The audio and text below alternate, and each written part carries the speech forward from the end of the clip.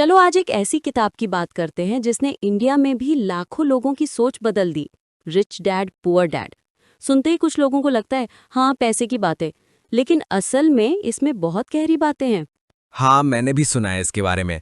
लेकिन मुझे हमेशा ये कन्फ्यूजन रहता है कि आखिर इसमें ऐसा क्या खास है। दो डैड्स की कहानी है, लेकिन असल में सीख क्या है? देखो, रॉबर्ट कियोसाकी ने इसमें अपने दो पिताओं की सोच को सामने रखा है। एक है उनके असली डैड जो पढ़े लिखे हैं लेकिन फाइनेंशियली स्ट्रगल करते हैं, और दूसरे हैं उनके दोस्त के डैड जो अमीर हैं। दोनों की सोच में जमीन आसमान का फर्क है। तो क्या ये सिर्फ अमीर बनने की टिप्स है या कुछ और भी है? ये सिर्फ टिप्स नहीं है, ये माइंडसेट की बात है। जैसे रिच डैड कहते हैं, पैसे के लिए काम मत करो, पैसे को अपने लिए काम पर लगाओ। इंडिया में भी बहुत लोग यही सोचते हैं कि ज़्यादा सैलरी मिल जाए, लाइफ सेट हो जाएगी। लेकिन किताब कहती है, असली गेम है पैसे को अपने लिए काम करवाना। ये तो थोड़ा उल्टा लगता है, क्योंकि हम तो हमेशा सुनते आए हैं कि मेहनत करो, नौकरी करो, सेविंग्स करो। बिल्कुल, लेकिन यही तो फर्क है। गरीब और मिडिल क्लास लोग अक्सर डर और लालच में फंसे रहते हैं, जैसे किताब में रैट रेस कहा गया है। हर महीने सैलरी आई, खर्च किया, फिर इंतजार अगली सैलरी का। ओके, तो रिच डैड क्या सिखाते हैं इससे अलग? सबसे बड़ा सबक फाइनेंशियल एजुकेशन। स्कूल में हमें मैथ साइंस सब पढ़ाते हैं, लेकिन पैसे को कैसे मैनेज करना ये कोई नहीं सिखाता। रिच डैड कहते हैं सबसे पहले समझो एसेट्स और लायबिलिटीज क्या हैं। ये एसेट्स लायबिलिटीज वाला पार्ट मुझे हमेशा कंफ्यूज करता है। सिंपल में समझाओ ना। देखो, एसेट्स मतलब वो चीजें जो आपकी जेब में पैसा डालती हैं, जैसे किराए की प्रॉपर्टी, स्टॉक्स, म्यूचुअल फंड्स।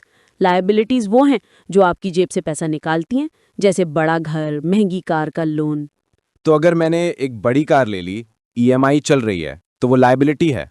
बिल्कुल, और यही गलती सबसे ज्यादा लोग करते हैं। उन्हें लगता बड़ी चीजें खरीद ली तो अमीर हो गए, लेकिन असल में वो अपनी जेब से पैसा निकाल रहे हैं। अमीर लोग हमेशा एसेट्स खरीदते हैं, गरीब और मिडिल क्लास लोग लायबिलिटीज खरीदते हैं जिन्हें वो एसेट समझते हैं। अच्छा, लेकिन अगर सैलरी बढ़ गई तो क्या फर्क पड़ता है? लाइफस्टाइल भी तो अपग्रेड हो जाता है। यही तो प्रॉब्लम है, इसे लाइफस्टाइल इन्फ्लेशन कहते हैं। सैलरी बढ़ी, खर्च भी बढ़ गया, नेटवर्थ वहीं की वहीं।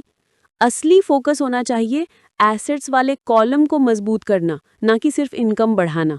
ये तो काफी रेलेवेंट है, क्योंकि आजकल सबको सैलरी हाइक चाहिए, लेकिन सेविंग्स या इन्वेस्टमेंट पर कम ध्यान जाता है। और रॉबर्ट कियोसाकी कहते हैं जॉब सिक्योरिटी अब पुरानी सोच है, असली फ्रीडम है फाइनेंशियल इंडिपेंडेंस। अमीर लोग अपने दिमाग को सबसे बड़ी एसेट मानते हैं, हमेशा सीखते रहते हैं। तो सिर्फ पैसे कमाने से कुछ नहीं होगा, पैसे को समझना भी जरूरी है। हाँ, और फाइनेंशियल इंटेलिजेंस 4 चीजों से बनती है: अकाउंटिंग, इन्वेस्टमेंट, मार्केट को समझना और लॉ। इंडिया में भी अगर ये 4 चीजें समझ आ जाएं तो बहुत कुछ बदल सकता है। रिस्क लेने की बात भी आती है इसमें। हाँ, लेकिन ब्लाइंड रिस्क नहीं, कैलकुलेटेड रिस्क। अमीर लोग रिस्क लेते हैं लेकिन सोच समझकर, और सबसे पहले खुद को पे करते हैं, मतलब खर्च से पहले इन्वेस्टमेंट या सेविंग्स। ये खुद को पहले पे करना वाला आइडिया थोड़ा नया है। इंडिया में तो पहले ईएमआई बिल सब कटता है, फिर जो बचा वो सेविंग्स।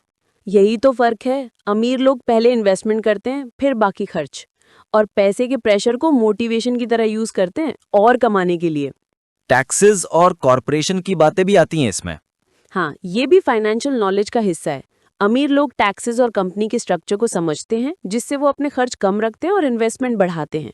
तो किताब ये भी कहती है कि नौकरी ढूंढने से बेहतर है खुद का बिजनेस या इन्वेस्टमेंट पर फोकस करो। बिल्कुल, फोकस है पैसे के रूल्स सीखो, फाइनेंशियल इंटेलिजेंस बढ़ाओ और पैसे को अपना गुलाम बनाओ, खुद उसके गुलाम मत बनो। सुनकर लग रहा है कि ये सिर्फ अमीर बनने की किताब नहीं है, बल्कि सोच बदलने की किताब है। बिल्कुल सही पकड़ा। ये किताब आपको पैसे के बारे में सोचने का तरीका बदल देती है। और इंडिया जैसे देश में जहाँ फाइनेंशियल एजुकेशन अभी भी कम है, ये किताब बहुत काम आ सकती है। तो अगर मैं आज से अपनी लाइफ में एक चीज बदलना चाहूं तो क्या करूं? सबसे पहले अपनी इनकम और खर्च की लिस्ट बनाओ। देखो कौन सी चीजें एसेट्स हैं, कौन सी लायबिलिटीज। फिर धीरे धीरे एसेट्स बढ़ाने पर फोकस करो, चाहे छोटी सी एसआईपी ही हो या कोई स्किल सीख कर एक्स्ट्रा इनकम जनरेट करना हो।